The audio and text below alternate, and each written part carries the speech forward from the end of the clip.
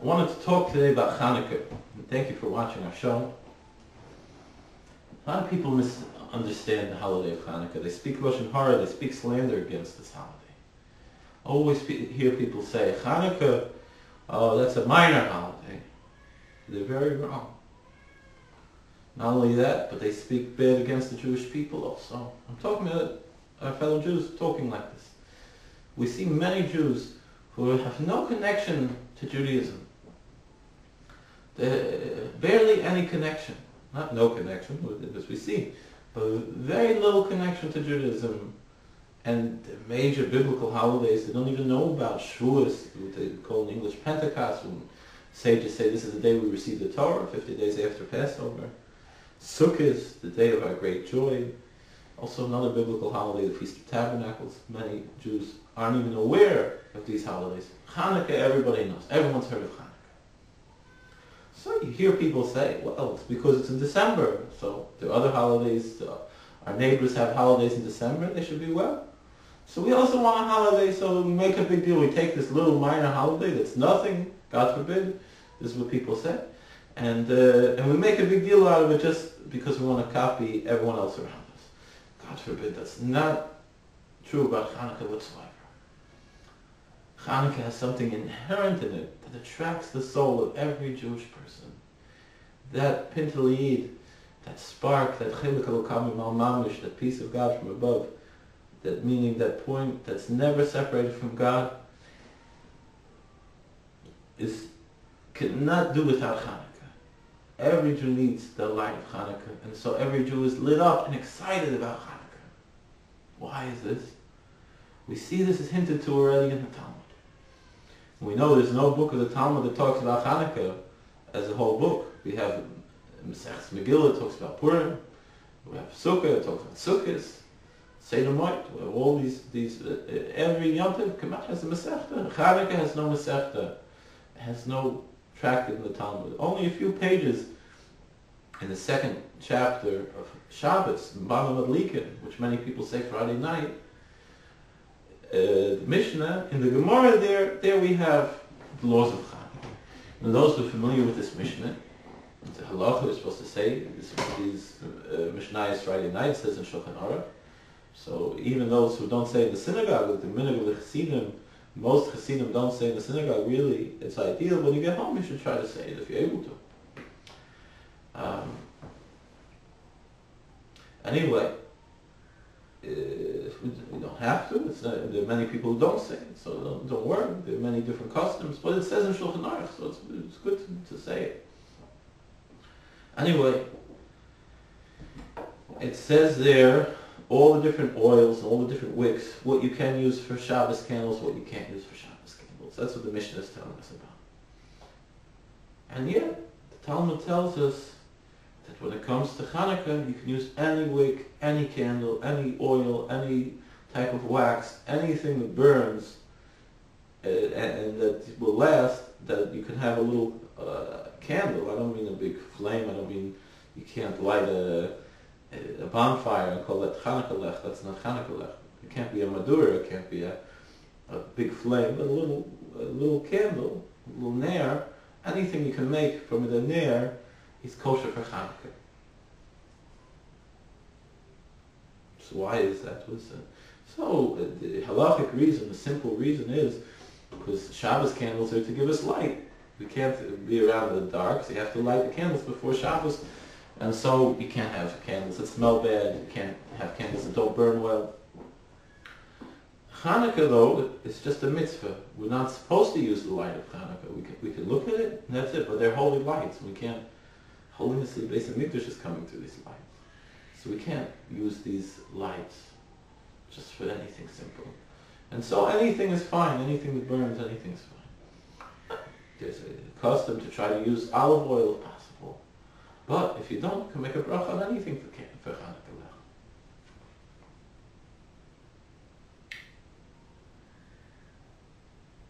So what is this? You know, all of a sudden, so here we see the message of Chanukah. Is that every candle, everything, even if it doesn't get excited, Shabbos is a big deal. Shabbos, We know it's a capital offense to break Shabbos. Shabbos is a very big deal. I don't want to hear stupid people who say, oh, it's only rabbinical stuff. They don't know what they're talking about. Shabbos is a big thing. You can't drive on Shabbos. You have to. It's a big deal. But God is forgiving. People are not perfect. And so not everyone gets excited for Shabbos. So what can we do? We don't get excited. But Chanukah, everyone gets excited. I mean, Jewish people have to keep Shabbos. I don't mean the rest of the world. Chanukah, everyone gets excited. It's only a rabbinical holiday, so what? You know, our sages tell us, that the words of our sages are more precious than the words of the Torah, because the Torah are the love letters that God gave to us. But the rabbinical laws are the love letters that we, the Jewish people, sent back to God. Not only that, but the Torah itself says, says in Deuteronomy, don't go away from the teaching that they teach you. It means that we have to keep rabbinical laws too. They have a biblical source, and therefore that's why we say the blessing, blessed art thou, O Lord our God, King of the universe, who has commanded us, who has sanctified us with his commandments, who made us holy with his commandments, and commanded us to light Chanukah, the Ner Chanukah, Hadlik Ner Chanukah. Where does it say in the Torah? Light Chanukah.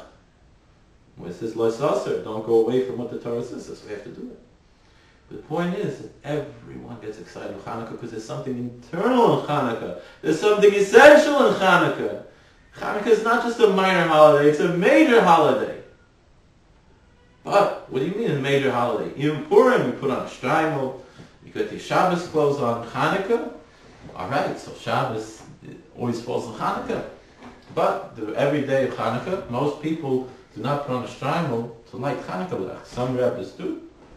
But even many of the rabbis don't put on a shtreimel for Chanukah. Most people wear the weekday clothes for Chanukah. Why? Also for this. Because the light of Chanukah goes down even to the weekdays. It shines a light into everything, into the darkest places, in the darkest part of the night, of the golus, of the exile, no matter where, no matter what. The light of Chanukah excites every Jewish soul. Because every type of oil, every type of wick is kosher for Chanukah. It says that the Shekhinah generally hovers, so to speak, the presence of God, so to speak, generally hovers above 10 tefachim, around 40 inches, a tefach about 4 inches, a hand's breadth. On Chanukah it goes l'mata me'asar tefachim, that the light of the Shekhinah goes below even 10 hand breadths. It goes and illuminates everything, everyone, every soul gets excited and on fire in Chanukah because there's something essential in Chanukah. The miracle of Chanukah is such a tremendous miracle. You think, oh, what is it? A big deal? No. There's a salvation of the Torah. The people who tried, it was mostly Jewish people, tried to go against what the Torah is saying and trying to water down the Torah, mix it with other things. But that's why we light with oil on Chanukah, because oil rises to the top, doesn't mix. That's the message of Chanukah.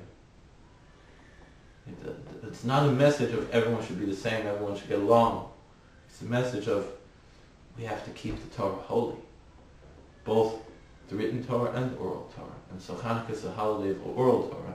A little bit after Chanukah, we fast. A few days later, the fast of Asar B'Tevis, the 10th of Tevis. And one of the things that happened on that day, actually a little before that, was the translation of this attachment. Because, now what's this? Why are we fasting for this, the translation of the Torah into Greek? We should be happy. Not only that, but we have tremendous respect for the translation into Aramaic, for the translation of Unclus. The message is because Unclus kept the Torah as a living document. The Greek translation, even though there were holy rabbis who made it, they did it because they were forced to, not because they wanted to. And they just made it, they took 70 rabbis because they wanted just a cold, lifeless translation. The Bible, without God's explanations, the oral Torah, It's like a body without a soul.